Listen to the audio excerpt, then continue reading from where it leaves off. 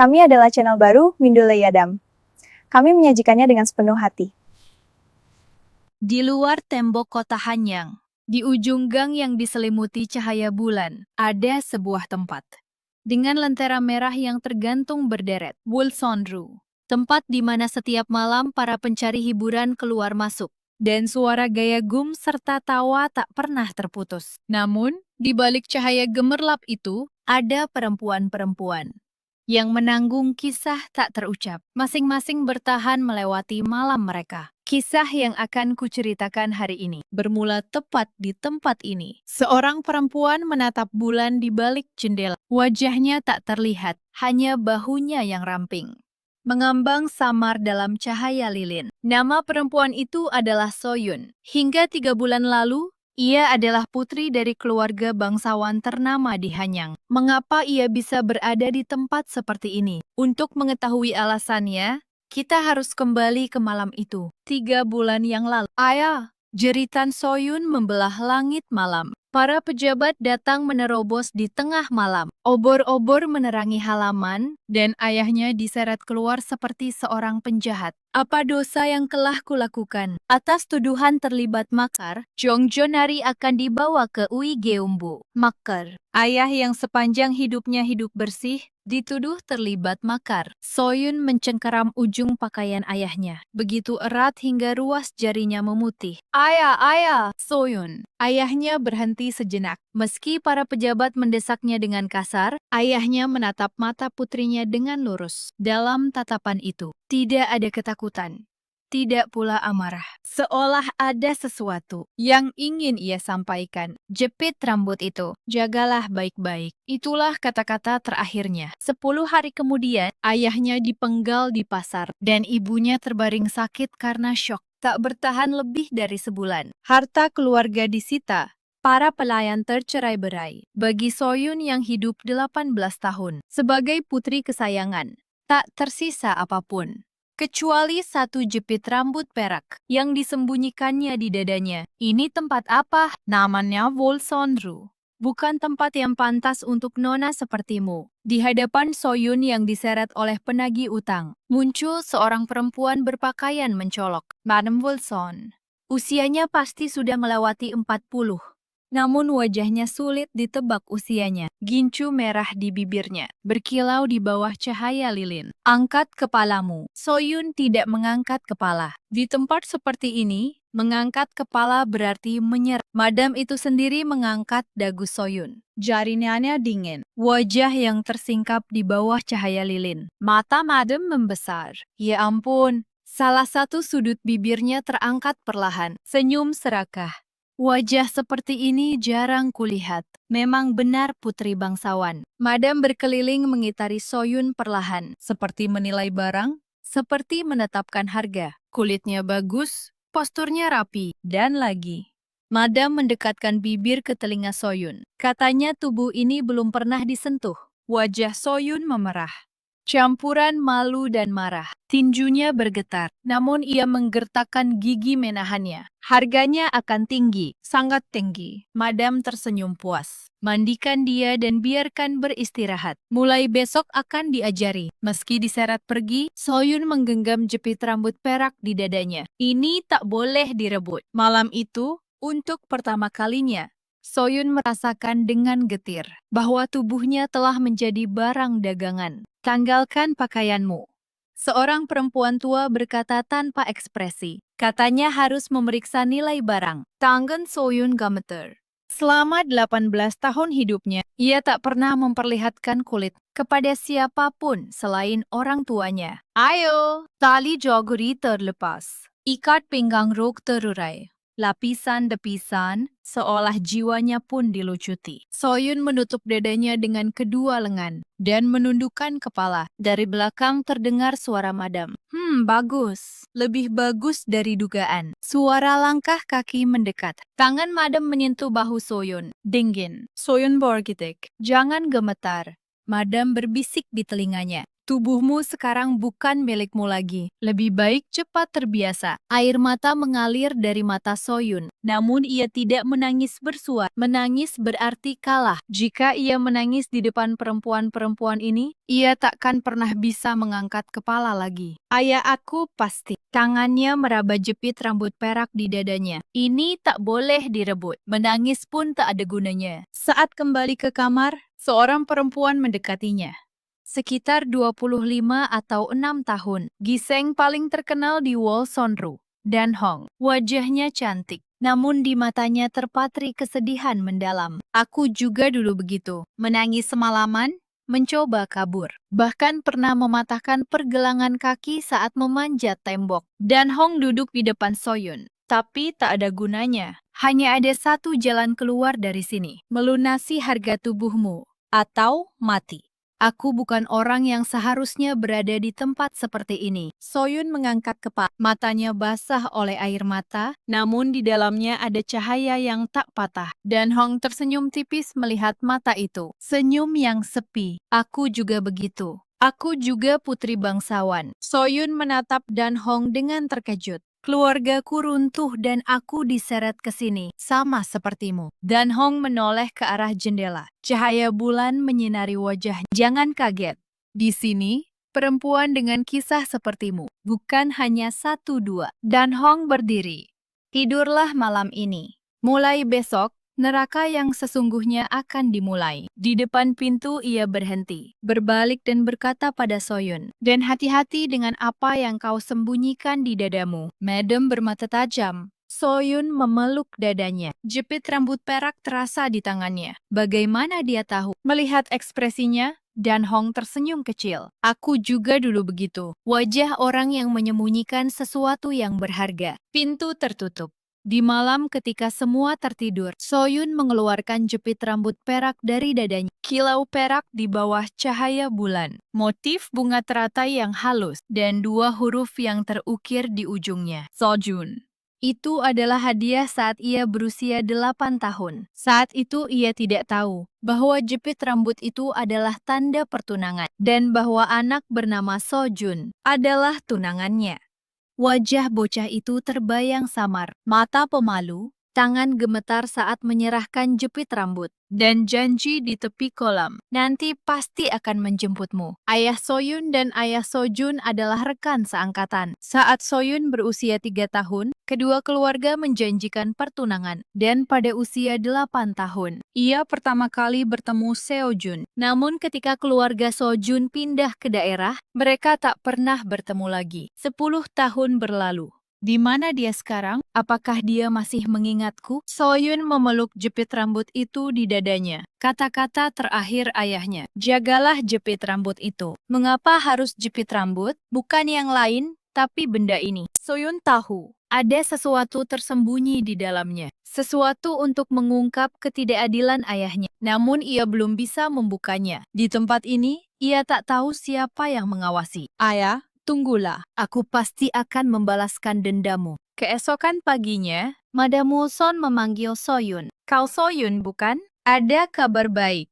Senyum terbit di bibir Madam. Senyum seorang pedagang yang menjual binatang. Besok malam, pelanggan pertamamu sudah ditentukan. Wajah Soyun memucat. Jantungnya terasa membeku. Jangan terlalu takut. Dengan harga tubuhmu, aku takkan mengirimkanmu sembarangan. Madam menutup dagu dengan kipas sambil tersenyum. Para bangsawan ternama di Hanyang sudah mengantre.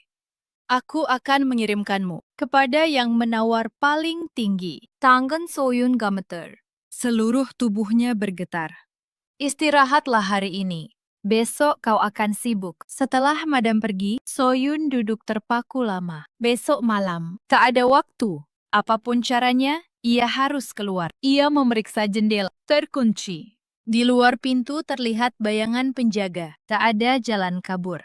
Saat itu, keributan terdengar dari luar. So Cinsanari telah tiba. Oi, hari ini tak ada yang baru. Seorang pria masuk melalui pintu utama Wulsonru. Usianya sekitar awal 30-an, wajahnya tampan. Namun di matanya terpatri kehidupan berfoya-foya. Ia berjalan kasar di antara para giseng, menerima dan menenggak arak, melemparkan kantong uang ke sana kemari. So Junsa dikenal sebagai bangsawan paling gemar bersenang-senang di Hanyang, menghamburkan harta warisan ayahnya, berpindah dari satu rumah hiburan ke rumah lainnya setiap malam. So Jinsa itu. So Jinsa Nari, Anda datang lagi hari ini. Madam Wilson menyambutnya sendiri. Ia adalah pelanggan baik, yang menghabiskan uang seperti ayah. Ah, Wilson.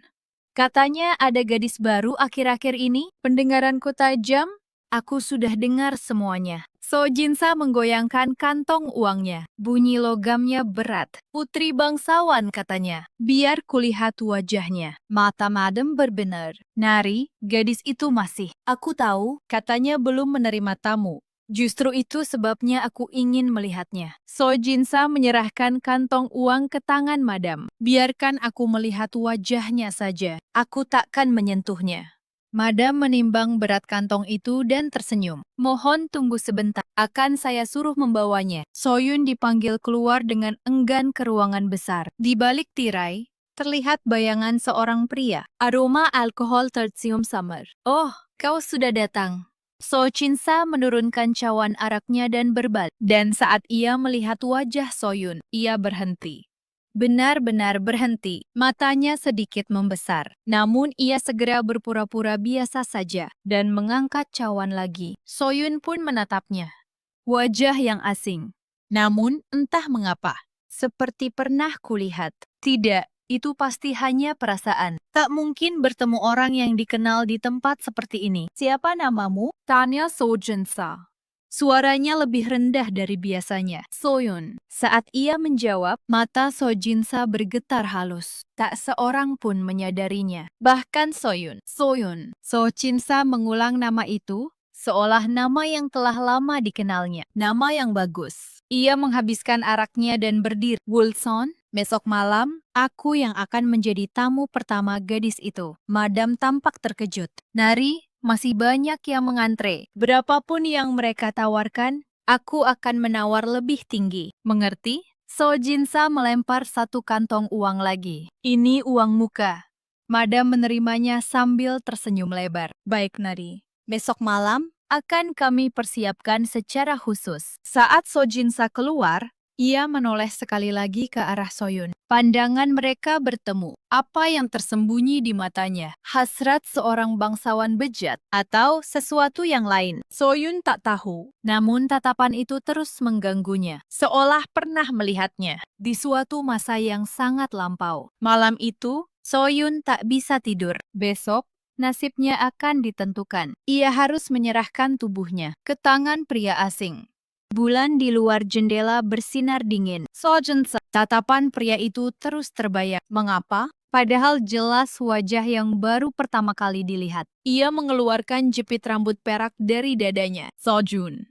Nama yang terukir di sana. Jepit rambut yang diberikan tunangannya saat usia 8 tahun. Jepit rambut yang disimpannya selama 10 tahun. Dan pria yang ditemuinya hari ini. So Jinsa. Show. Mungkinkah?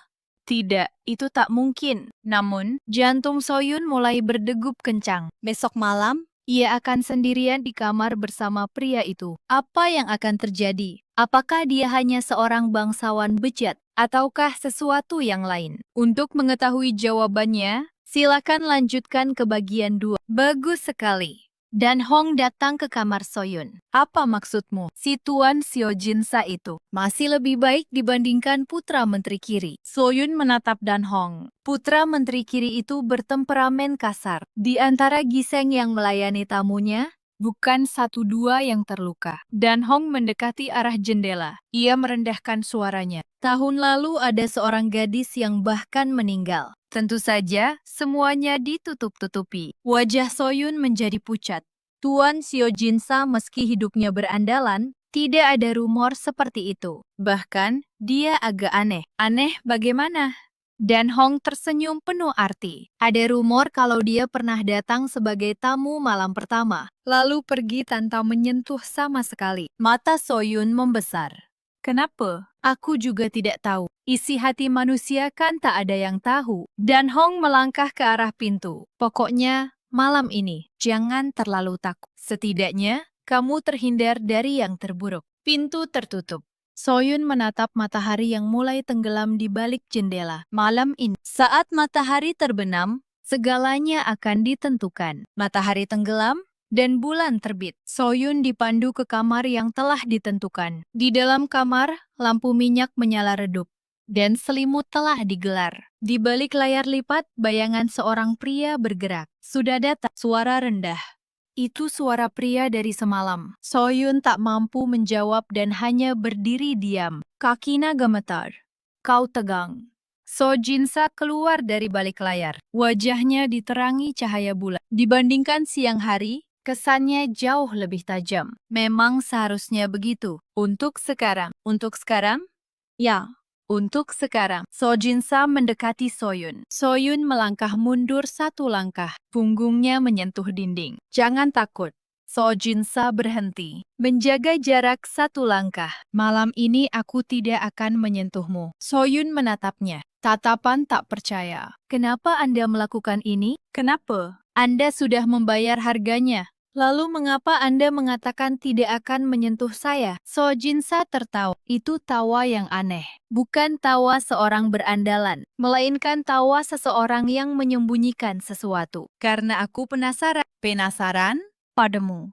So Jinsa duduk. Sambil menuang arak ia berkata, kau putri Jonghon Degam. Bukan. Keluarga yang terlibat pemberontakan dan dipenggal itu. Wajah Soyun menegang. Ayah saya tidak bersalah. Benarkah? So Jinsa mengangkat satu alis. Ada buktinya? Soyun menggigit bibirnya. Tidak ada. Kalau begitu bagaimana? Meski tidak adil, tanpa bukti tetaplah penjahat. Begitulah dunia ini. So Jinsa mengangkat cawan dan meminumnya. Air mata menggenang di mata Soyun. Namun, ia menahannya. Ia tak boleh menangis di hadapan pria ini. Tapi begini, So Jinsa meletakkan cawannya. Ku dengar ayahmu menyembunyikan sesuatu. Mata Soyun membesar.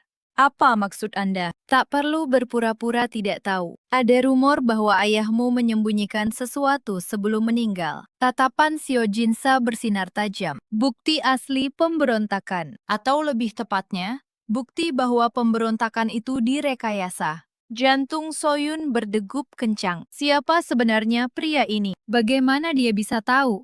Anda. Soyun menatapnya dengan mata waspada. Apakah Anda juga sama seperti mereka? Mereka? Orang-orang yang memfitnah ayah saya. So Jinsa tersenyum. Sama atau tidak, itu biar kau yang menilai. Waktu berlalu. So Jinsa hanya minum arak dan benar-benar tidak menyentuh Soyun. Soyun duduk di sudut kamar, tetap waspada padanya. Tenang saja.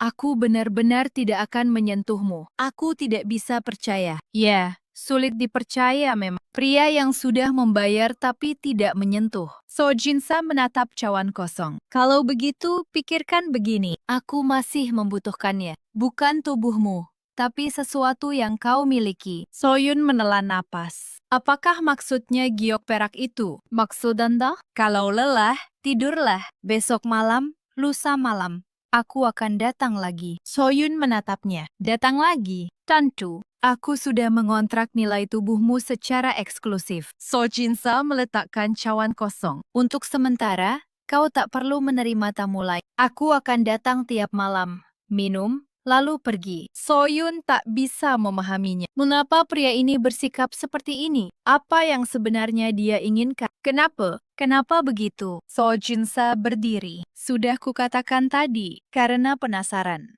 Ia melangkah ke arah pintu. Dan ada sesuatu yang ingin kupastikan. Ingin dipastikan? So Jinsa menjawab tanpa menoleh. Apakah kau benar-benar Soyun itu? Pintu tertutup. Soyun duduk tertegun lama. Soyun itu.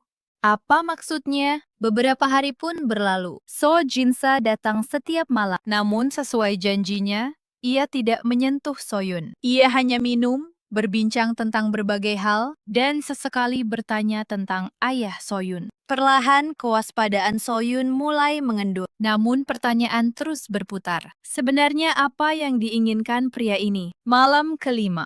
Hujan mulai turun. Suara hujan mengguyur di luar jendela, dan lampu minyak bergoyang tertiup angin. Sepertinya aku tak bisa pulang malam ini, So Jinsa berkata sambil menatap jendela. Hujannya terlalu deras. Soyun menegang. Artinya mereka akan berada di kamar yang sama sepanjang malam. Tenang saja.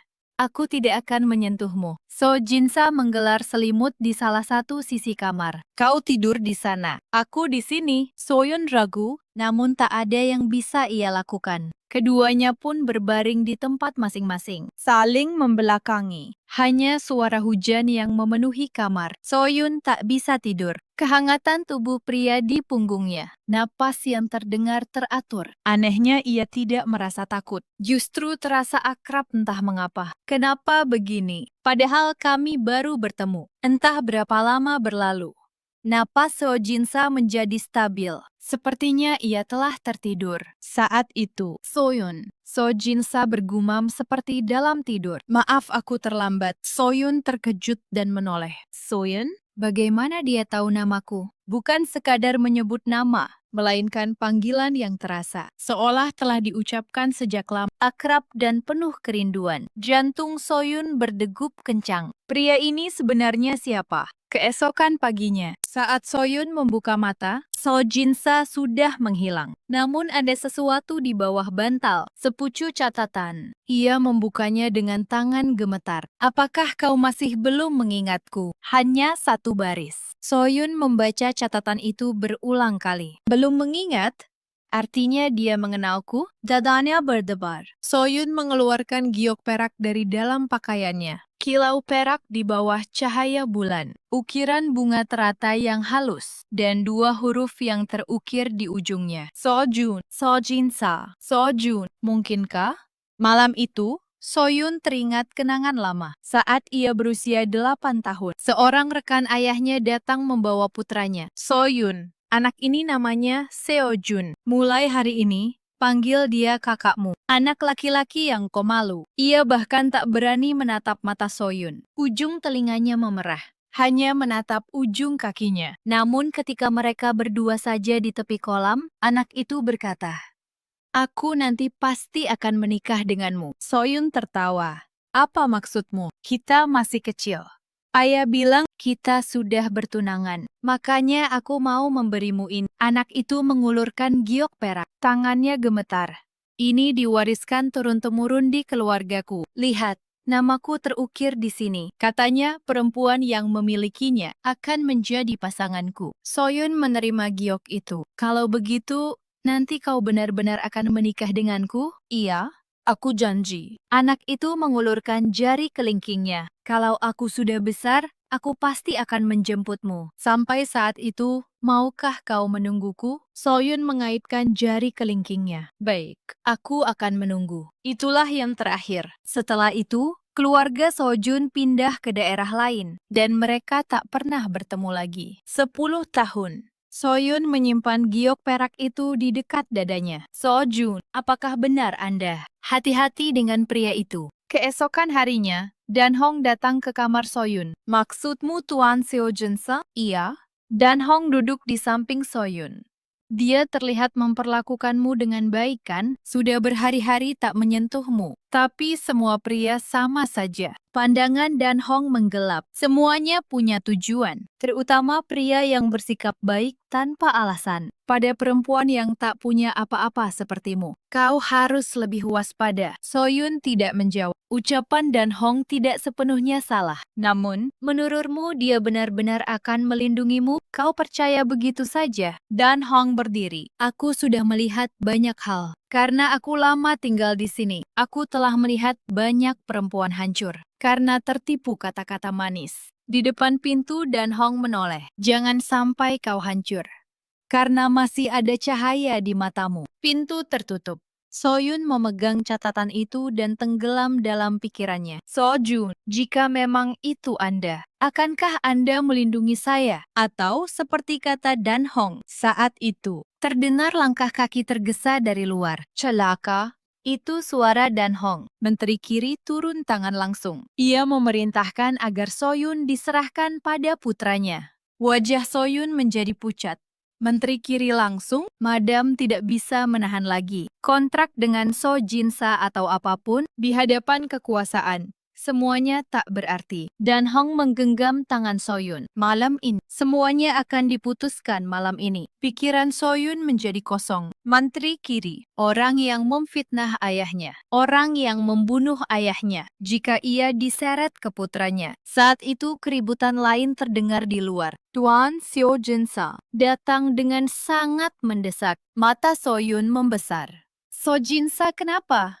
Pintu terbuka keras. So Jinsa masuk. Bukan wajah berandal seperti biasanya. Tajam, serius, dan penuh urgensi. Soyun. Ia memanggil namanya seolah telah memanggilnya sejak lama. Tak ada waktu. Dengarkan aku baik-baik. Ia mengeluarkan sesuatu dari dalam pakaiannya. Giok pirak. Pola yang sama dengan milik Soyun. Namun, ukiran di ujungnya berbeda. Soyun. Air mata mengalir dari mata Soyun. Sojun, kakak. Ya, ini aku. Maaf aku terlambat. Sojun, kakak. Bibir Soyun bergetar.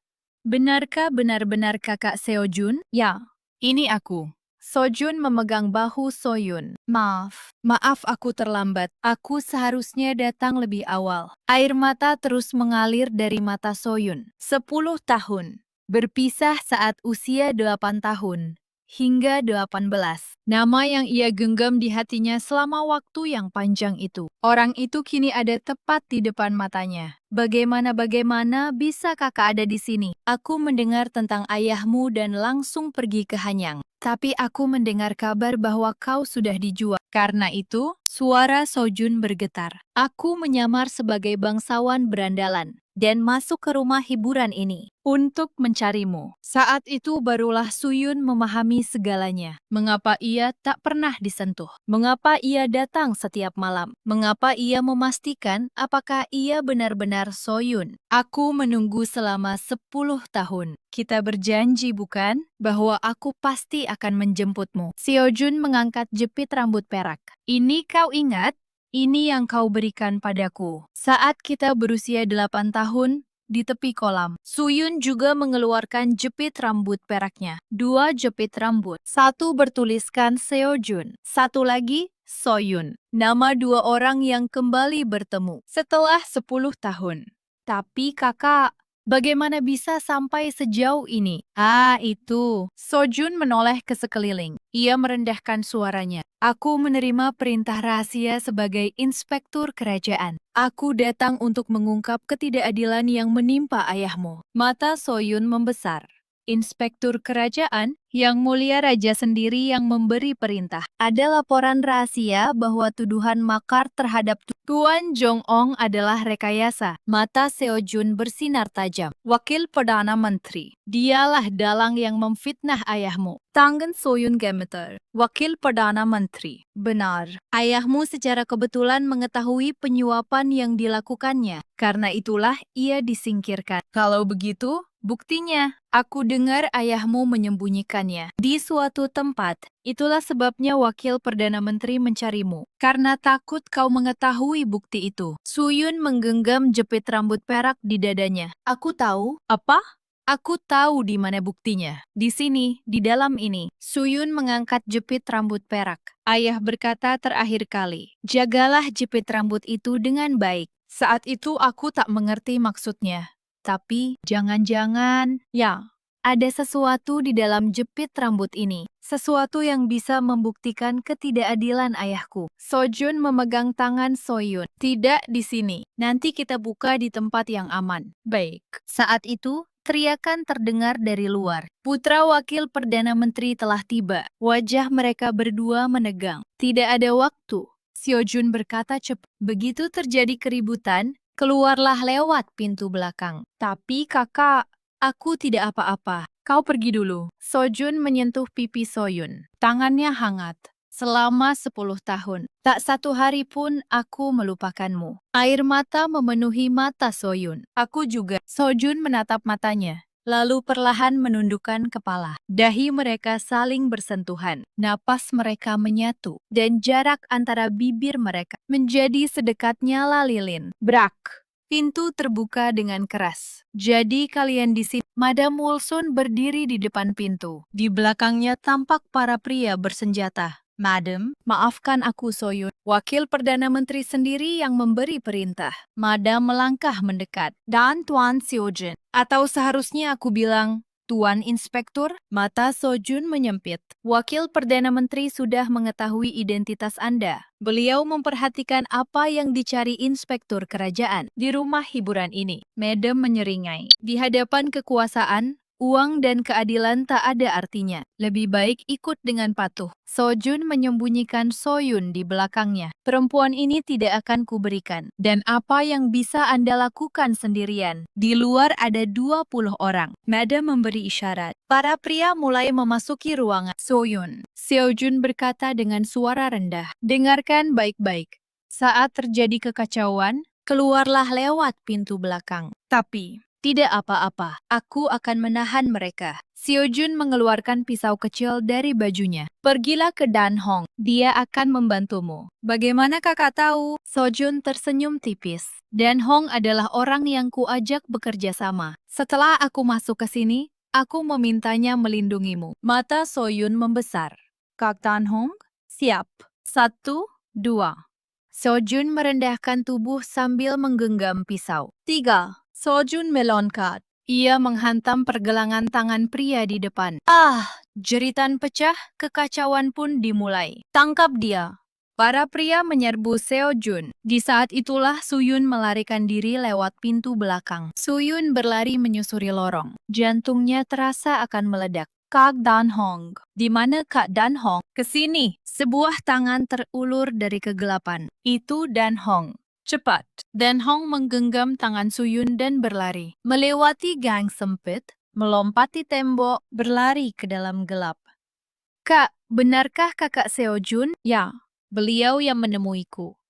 Setelah tahu kau dijual ke sini, beliau memintaku menjagamu. Air mata mengalir di mata Suyun. Jadi sejak saat itu, maaf, aku seperti menipumu. Tidak. Terima kasih, Kak. Mereka tiba di sebuah penginapan di pinggiran hanya. Tunggu di sini. Kita bergerak saat fajar, kata Dan Hong. Bagaimana dengan kakak Sojun? Jangan khawatir. Beliau bisa menjaga dirinya sendiri. Namun Soyun tetap gelisah. Ia menggenggam jepit rambut perak di dadanya. Kakak Sojun, semoga kau selamat. Sementara itu, di Wolsonru, Seojun tertangkap dan dibawa menghadap wakil Perdana Menteri. Kedua tangannya terikat, wajahnya berlumuran darah. Wakil Perdana Menteri menatap Sojun. Sojun, jadi kau anak Menteri So? Seojun mengangkat kepala. Ya, kau mengenaliku. Karena kau teman ayahku. Teman? Wakil Perdana Menteri mencibir. Ayahmu hanyalah penghalang di jalanku. Mata Seojun menyala marah. Jadi kau juga memfitnah Tuan Jong-on. Karena ia menghalangimu. Fitnah? Ia mati karena bersalah. Wakil Perdana Menteri membungkuk, menatap wajah Sojun dari dekat. Jika kau punya bukti, keluarkan. Jika tidak, kau juga akan mati sebagai pengkhianat. Sojun tersenyum. Bukti? Mata wakil Perdana Menteri menyipit. Apa rencanamu? Apakah Anda masih tidak tahu? Tuan Jong-on menyembunyikan dokumen di 2 tempat. Wajah wakil Perdana Menteri membeku. Apa? Yang Anda bakar itu palsu. Yang asli ada di tempat lain. Sementara itu, di penginapan tempat Soyun dan Dan Hong bersembunyi. Terdengar derap kuda dari luar. Wajah Dan Hong menegang. Kita ketahuan. Cahaya obor terlihat di balik jendela. Itu anak buah wakil Perdana Menteri. Ada di sini. Kepung. Teriakan menggema dari segala arah. Suyun dan Dan Hong terjebak. Keluar. Suara putra wakil Perdana Menteri menggema. Jika keluar dengan patuh, nyawamu akan diselamatkan. Suyun mengeluarkan jepit rambut perak dengan tangan gemetar. Sekarang saatnya membuka. Ia memutar ujung jepit rambut. Klik. Jepit itu terbuka dan selembar catatan kecil keluar. Ini.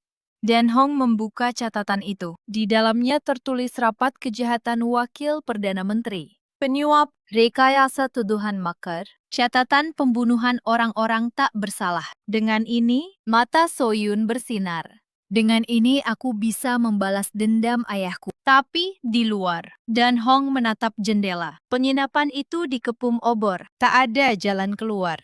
Tidak mau keluar, putra wakil Perdana Menteri mengangkat obor. Baik, kalau begitu kita bakar saja. Saat obor hampir menyentuh atap penginapan, Suyun membuka pintu dan melangkah keluar. Berhenti, semua mata tertuju padanya. Putra wakil Perdana Menteri menyeringai, kau keluar sendiri. Bagus. Suyun mengangkat jepit rambut perak tinggi-tinggi. Di dalam ini tersimpan semua kejahatan Tuan. Wajahnya membeku. Apa-apa katamu, akan kuberikan jika Tuan menginginkannya. Tapi ada syarat. Suara Soyun tak bergetar. 10 tahun bertahan di rumah hiburan telah membuatnya kuat. Bebaskan kakak Seojun, maka jepit rambut ini akan kuberikan. Dan Hong menarik pakaian Suyun dari belakang. Soyun, jangan. Jika kau menyerahkannya, bagaimana dengan dendam ayahmu? Aku tahu, air mata menggenang di mata Soyun. Tapi jika kakak mati, semuanya tak berarti. Putra Wakil Perdana Menteri melangkah mendekat. Baik, kita bertransaksi. Serahkan jepit rambut itu. Tangan Suyun perlahan terulur ke depan. Saat itu, dari kejauhan terdengar derap kuda. Bukan 1, 10, 20, bahkan lebih. Tanah bergetar. Barisan obor muncul dari kegelapan, dan wajah penunggang kuda terdepan terlihat. Itu Sojun. Namun, wajahnya berlumuran darah. Tubuhnya miring di atas kuda. Kakak, Suyun berteriak.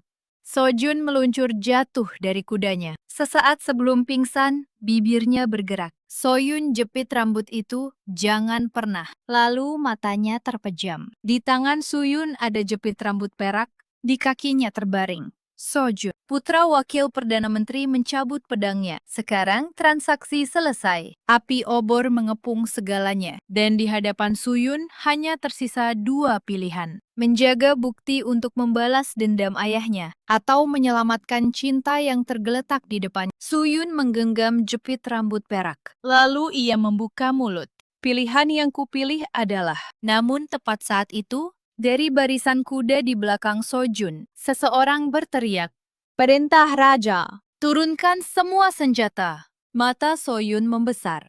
Petugas Gembu, namun suara itu bukan milik petugas Gembu. Suara itu adalah bersambung di bagian 4. Ini adalah perintah Raja. Semua, turunkan pedang kalian. Suara itu bergema dari dalam kegelapan, bukan suara Gembu dosa. Saat cahaya obor menerangi wajahnya, Suyun hampir berhenti bernapas. Ayah? Bukan. Tak mungkin itu ayahnya. Namun, wajah itu sangat mirip dengan mendiang ayahnya, Jong On Degam. Paman? Paman Jong Hyun? Pria di atas kuda itu melepas helmnya. Dia adalah paman kecil Soyun, Jong Hyun. Soyun. Air mata menggenang di mata Jong Hyun. Kau masih hidup. Di belakang Jong Hyun, Gum Budosa dan puluhan prajurit pemerintah berbaris rapi.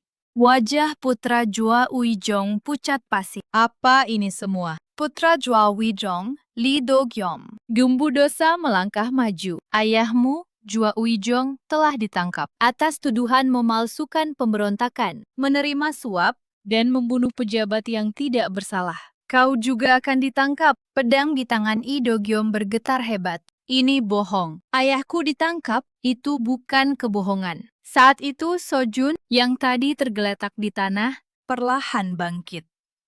Kakak, Suyun berlari menghampiri. Darah di wajah Sojun. Namun saat diperhatikan lebih dekat, lukanya tidak terlalu parah.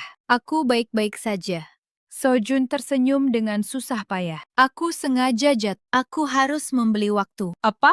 Saat aku tertangkap oleh Jua Uijong, aku sudah mengirim surat rahasia pada Gembu Dosa. Tapi aku takut mereka akan menemukanmu lebih dulu. Jadi aku sengaja kabur dan datang ke sini. Sojun menggenggam tangan Soyun. Aku takut kau akan menyerahkan sanggul perak itu. Jadi meskipun harus pura-pura tumbang, aku harus menghentikan tanganmu. Air mata mengalir dari mata Soyun. Bodoh. Aku benar-benar mengira kau mati. Maaf. Sojun menyentuhkan dahinya ke dahi Soyun. Sekarang benar-benar sudah berakhir. Saat itu, Lee Do-gyom mengayunkan pedangnya dengan gila. Berakhir? Belum berakhir.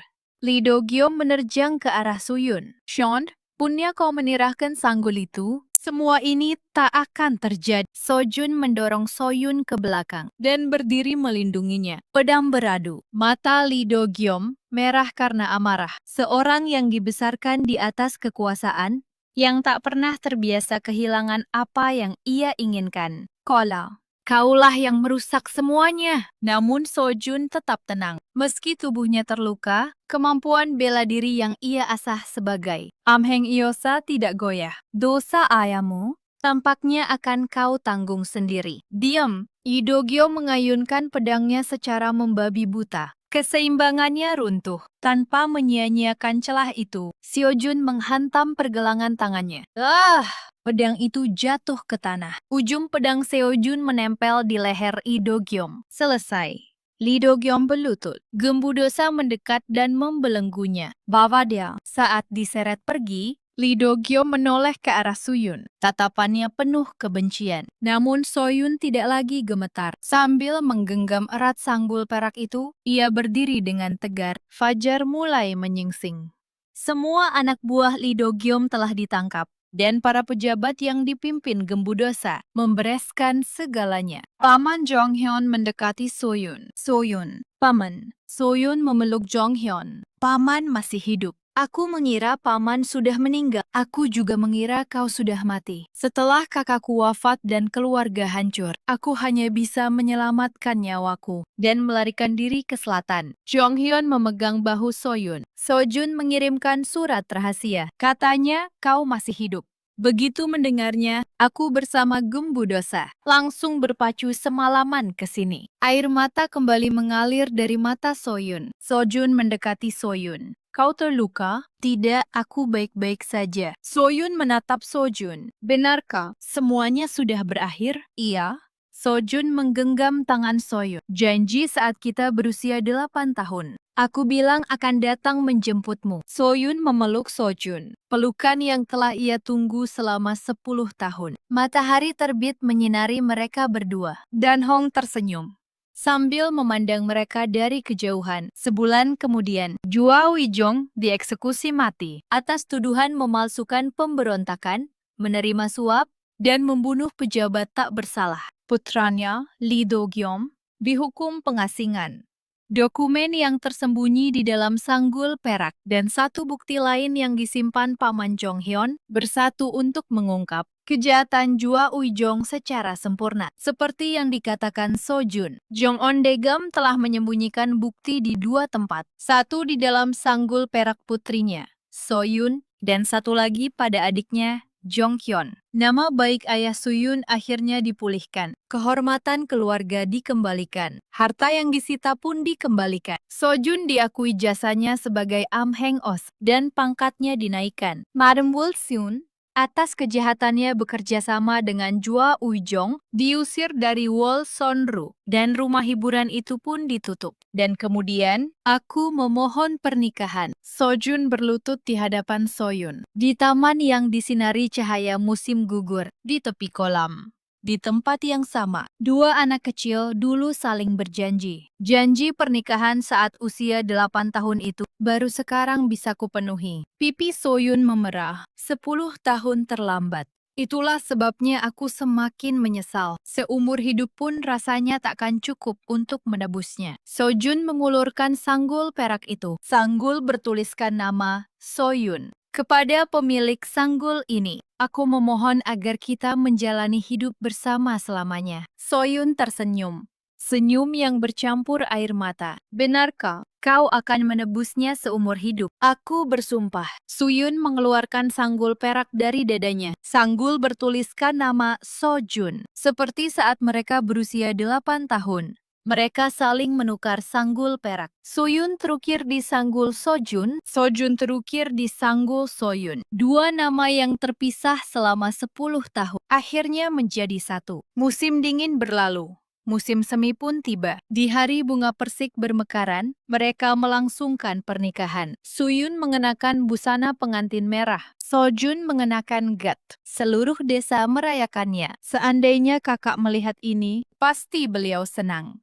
Beliau pasti melihatnya. Suyun menatap ke langit. Ayah pasti sudah tahu sejak awal bahwa kakak Seojun pasti akan datang. Dan Hong juga hadir. Kini bukan lagi seorang giseng, melainkan orang bebas yang tinggal di rumah kecil yang disiapkan Sojun. Selamat Soyun. Dan Hong menggenggam tangan Suyun. Terima kasih kakak. Tanpamu, aku tak akan sampai sejauh ini. Aku tidak melakukan apa-apa. Semua berkat Tuan Sojun. Dan Hong tersenyum tipis.